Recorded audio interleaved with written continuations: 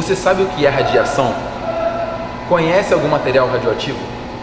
Você sabia que aquelas pulseiras que brilham, aquelas fosforescentes, e esmaltes e batons que brilham, não são materiais radioativos? A radiação, ela pode ser ruim, mas também pode ser boa, como por exemplo para tratamento de doenças, como câncer. O que você sabe sobre o assunto? Hoje vamos conhecer um laboratório que estuda a radiação natural para entendermos melhor o meio ambiente. Meu nome é Vitor. Estamos no LARA, Laboratório de Radiologia e Alterações Ambientais. Vamos conversar com o professor Roberto Mejicos. Bem-vindos à ciência.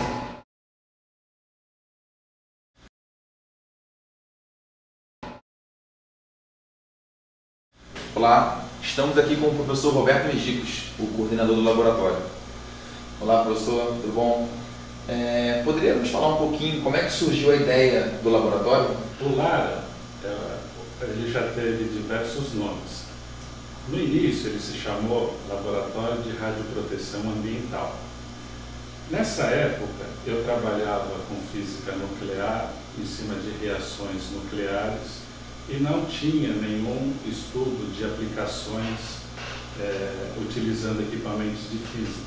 Em 1998, eu dava um curso que se chamava Laboratório Profissional, onde a ideia desse laboratório era você trazer os alunos para que tivesse contato com alguma atividade de pesquisa.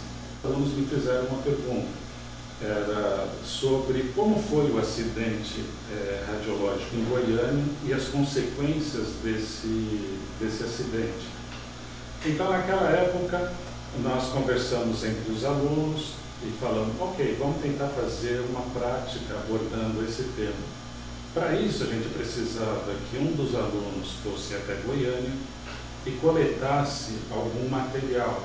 Por que material? Porque na época, isso em 87, aconteceu o acidente radiológico de Goiânia, foi uma fonte de césio 137 que era utilizado para radioterapia. E essa clínica, ela foi desativada, essa fonte ficou abandonada e algumas pessoas na época resolveram pegar o equipamento de radioterapia e vender como sucata. Para quem não sabe, no equipamento de radioterapia, ele tem uma parte que ele abriga uma fonte radioativa e essa parte ela é feita de chumbo. E o chumbo, ele tem, entre os metais, é o que tem um dos maiores valores para você vender como ferro velho. Então, essas pessoas roubaram esse equipamento, foram vender como ferro velho, só que não faziam ideia que no seu interior tinha uma cápsula de césio. E aí aconteceu o acidente. As pessoas começaram a manipular entre elas e, numa eventualidade, eles descobriram que o césio, à noite, ele emitia luz. E com isso, o que eles fizeram? Eles começaram a passar entre os amigos, entre os colegas, entre os familiares, e começaram a passar um para o outro. Eles passavam no corpo, percebiam que à noite ficava luminoso. E a maior parte desse material, então, ele foi depositado no solo. Cada vez que a pessoa manipulava, caía um pouco no solo, onde a cápsula foi rompida, essas coisas todas. E com isso, então, para você fazer um estudo, o melhor material para você utilizar seria fazer análise de solo. Para saber se existia resíduo ou não dessa contaminação que aconteceu em 87, e essa disciplina era ministrada em 1998, então nós combinamos se existia algum aluno que tivesse algum interesse ou que pudesse ir até Goiânia, pegar um pouco de solo de um dos locais onde aconteceu esse acidente. Nós não tínhamos infraestrutura, tínhamos um detetor, não tínhamos verba de nenhum projeto que pudesse estar atrelado, ainda mais uma atividade de ensino. Surpresa foi que quando nós colocamos esse material na frente de um detetor, foi possível observar um pico nítido de césio. Isso trouxe um interesse muito grande para os alunos e eles aprenderam a fazer todo o estudo e determinar quanto que era a concentração de césio naquele material que eles tinham trazido de Goiânia. E assim nasceu o Lara. O Lara ele nasceu dentro de uma sala de aula. Então, como o primeiro trabalho desse laboratório foi Césio 137, e é um dos elementos que pode produzir dano às pessoas e dano à natureza, o primeiro nome do Lara foi Laboratório de Radioproteção Ambiental.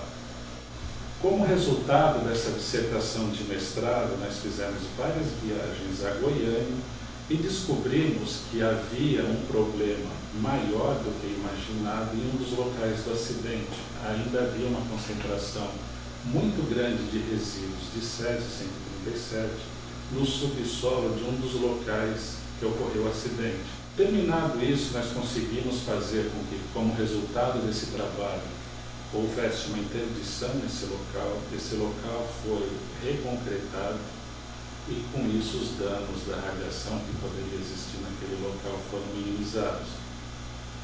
O laboratório foi crescendo, foram aparecendo os novos alunos, esses alunos foram se engajando e o estudo do Lara começou a ser mais amplo. Então, depois daquele trabalho, nós começamos a utilizar materiais radioativos como traçadores de problemas ambientais. Como eu falei para vocês, num acidente o césio ele vai parar no solo, ele pode ser absorvido por plantas, essas plantas podem ser alimento de animais e entrar na cadeia alimentar do homem. Então nós começamos num primeiro estudo a fazer como que o césio entrava numa planta, ele tinha algumas singularidades ou semelhanças com nutrientes vegetais. E a partir disso, então, o laboratório ele não tratava só de radioproteção, ele tratava de uma segunda área que se chama radioecologia.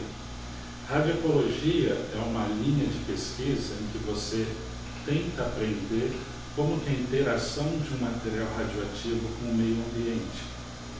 Hoje, um dos temas que é muito abordado é você conseguir saber como que são as transformações ambientais frente a mudanças climáticas.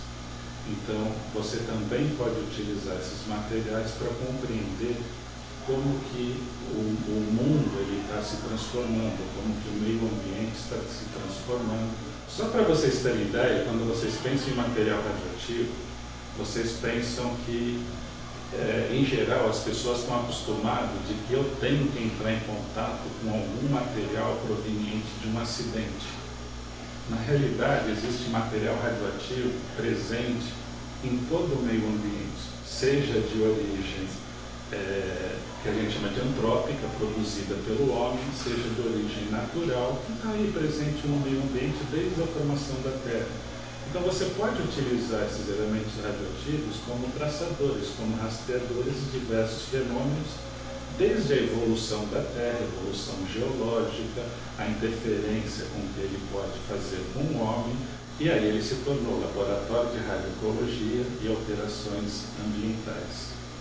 Então, só para vocês terem uma ideia, essa foi a evolução que partiu de uma ideia inicial dentro de uma sala de aula e se tornou um laboratório de pesquisa reconhecido dentro e fora do Brasil. Como o senhor mesmo falou no acidente, que as pessoas passavam o Césio 137 sem conhecer e ficava colorido, esses outros objetos como o esmalte, batons, aquelas pulseirinhas de festa, que também tem esse material colorido, alguém pode falar que isso é radioativo ou não é radioativo? Existem vários outros fenômenos físicos que fazem com que você emita luz. Um deles é a fluorescência. Então, esses materiais, eles não são radioativos. Eles podem ter uma toxicidade química, mas não radioativa. A ideia inicial do laboratório, existiu muita dificuldade financeira para começar a estrutura do laboratório? Então, no início, nós tivemos praticamente zero de recursos. Foi através de ajuda de alunos que tinham interesse de ir até Goiânia, que nós fizemos um ratatá para conseguir o dinheiro. E conforme foi passando o tempo, foi mudando a política brasileira e, ao mesmo tempo, nós conseguimos ter a possibilidade de obter mais recursos. Todo laboratório, no seu início, Geralmente, você precisa mostrar que você tem uma certa capacidade para conseguir desenvolver pesquisa, e isso também vai atrair mais recursos. Por quê? Que nem eu falei, aqui dentro dessa sala existem diversos materiais radioativos, bem como está chegando sobre nós radiação cósmica. Então eu preciso de uma blindagem de chumbo, que muitas vezes os alunos pensam que eu vou guardar um material radioativo lá dentro muito intenso, por isso que eu preciso de uma blindagem de chumbo, e o que acontece é justamente o contrário. Se eu não quiser ter interferência da radiação externa que está no meio ambiente e quiser observar quanto tem de material radioativo numa amostra pequena, eu preciso isolá-la do meio ambiente. E o laboratório ele sempre cresceu com a ajuda dos alunos. Depois ele foi criando maturidade como uma criança que hoje é uma adolescente. E isso também foi aumentando as colaborações entre o trabalho que nós realizávamos com outras universidades e com outras instituições de pesquisa. Hoje, o LAR ele é reconhecido no Brasil, nós temos apoio do CNPq, temos apoio da CAPES, temos apoio da FAPERJ, bem como temos apoios de projetos internacionais. Até a própria Agência Internacional de Energia Atômica, ela apoia diversos projetos que nós realizamos dentro do nosso laboratório. É uma questão curiosa, porque as pessoas estão acostumadas que a agência internacional ela só saiba olhar para desastres. A gente só vai pensar na Agência Internacional de Energia Atômica quando ocorrer um desastre, alguma coisa. E justamente hoje ela quer mudar essa visão e mostrar que você pode utilizar um material radioativo para conhecer como que funciona o meio ambiente. E você precisa de muitos ajudantes, alunos, profissionais contratados? Como é que funciona? Quem é a mão de obra do laboratório hoje em dia? Um laboratório ideal, ele seria formado por professores, por técnicos e por pessoas sendo capacitadas, os alunos. Ainda dentro da universidade, temos dificuldade de termos aqueles técnicos que possam trabalhar dentro do laboratório. Ainda hoje o LARA funciona desde a sua forma de como ele cresceu. Ele sempre teve a participação dos alunos enquanto eles se capacitam. Então hoje temos professores, nós temos alunos de doutorado, alunos fazendo dissertação de mestrado, alunos fazendo iniciação científica, bem como de tempos em tempos nós temos alunos de ensino médio fazendo estágio dentro do nosso laboratório com a ideia de despertar sua curiosidade para fazer pesquisa como sua capacitação. E hoje em dia, há alguma parceria com outras universidades, nacionais ou internacionais? Há algum projeto envolvido? Como é que funciona? O laboratório ele cresceu com a ajuda dos alunos, nós passamos por grandes dificuldades, mas com o passar do tempo o laboratório foi ganhando uma certa maturidade e isso faz com que você atraia sempre fontes de recursos, como também colaborações com outras instituições de pesquisa. Hoje nós temos colaborações com diversas universidades federais, estaduais e também fora do país. Bom, professor, muito obrigado por ter apresentado o laboratório, a história, né? Foi muito legal conhecer um pouquinho mais sobre o LARA. Eu que agradeço a oportunidade de poder estar falando um pouco para vocês e gostaria de convidar, se tiver alguma pessoa interessada, quiser conhecer o nosso laboratório, o nosso dia a dia, as portas estão abertas. Legal, muito obrigado, professor. Bom, esse aqui é Marcelo. Marcelo, você faz o que aqui? Eu sou aluno do mestrado de Biologia Marinha. Comecei o mestrado há pouco tempo e fiz a minha graduação em Física e trabalho no LARA desde 2011. O que é isso aqui? Essa daqui é uma das primeiras blindagens que foi montada aqui no LARA. Como o professor Mejico já havia comentado, alguns alunos trouxeram chumbo, placas de chumbo, onde foi derretido, e eles foram montando literalmente toda a blindagem aqui no lago. E agora ele ainda está em funcionamento ou já está aposentado? O crescimento e a necessidade de novas tecnologias, a gente mudou um pouco o tipo de detecção, e por isso nós não estamos utilizando atualmente esta blindagem. Mas se for necessário, pode ser utilizada a qualquer momento.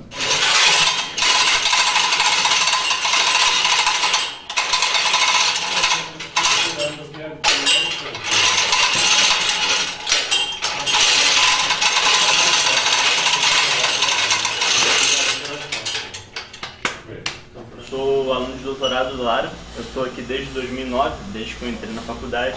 Já fui aluno de iniciação, me formei em física, aqui em uma monografia aqui no Lara mesmo, e agora eu estou fazendo doutorado no Lara. Aqui, como o Marcelo falou, aquelas blindagens lá de baixo elas não são mais utilizadas porque a gente já modernizou o laboratório. Entre as modernidades que a gente tem no laboratório novo são as blindagens novas, esse detector alfa e o rota-vapor, que será uma peça fundamental do novo laboratório que ainda está sendo montado, está construindo num outro ambiente aqui da UF. Exemplos de geometria que a gente usa de amostra, a gente processa a amostra fisicamente ou quimicamente e coloca ela em potinhos bem homogêneos, a amostra bem homogênea aqui dentro, e coloca dentro do detector para analisar. Aqui a gente tem um exemplo de espectros que a gente tira do detector.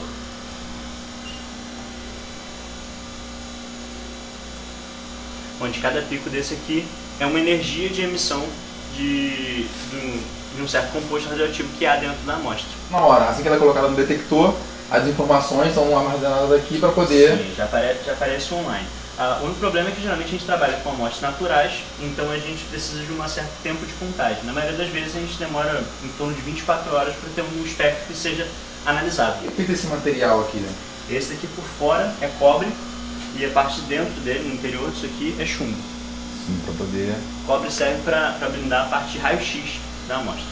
Daí o chumbo, a parte de raio-gama, que vem de fora, para não influenciar no nosso espectro, que é só da amostra que a gente coloca aqui dentro. Meu nome é Alberto, eu sou aluno de doutorado do Lara. Eu trabalho com datação. E a gente está utilizando uma técnica alternativa, que é a datação pelas séries de urânio, utilizando espectrometria gama. Aqui é o Thiago, é mais um integrante do laboratório. Thiago, o que você faz aqui? Você faz doutorado? Eu faço doutorado aqui. Né? E qual é a sua função aqui no laboratório também? Eu faço mais a parte de análise de dados. Eu pego o espectro que saiu da medida feita no detector e vou analisar esse espectro. Às vezes, um elemento pode ter várias energias através desses picos. Eu vou saber a quantidade daquele elemento, por exemplo, que tem na minha amostra. Show de bola. Muito obrigado por explicar o seu trabalho com a gente.